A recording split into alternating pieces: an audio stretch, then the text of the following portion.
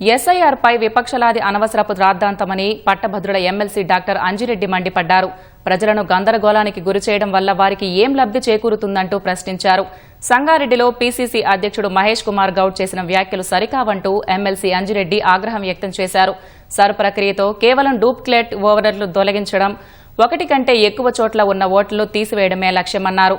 ప్రజలు ఎలాంటి ఆందోళనకి గురికావద్దని అంజిరెడ్డి సూచించారు.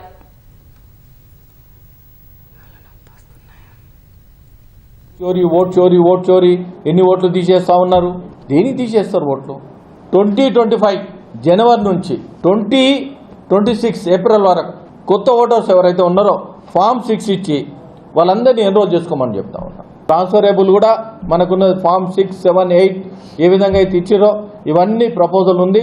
ఈ ప్రపోజల్లో ఓట్ చోరీ అనేది ఎక్కడ లేదు. ఇవన్నీ వేరే పార్టీలు కావాలని బురద చల్లడానికే తప్ప కానీ ఎక్కడ ఓటు చోరీ అనేది లేదు.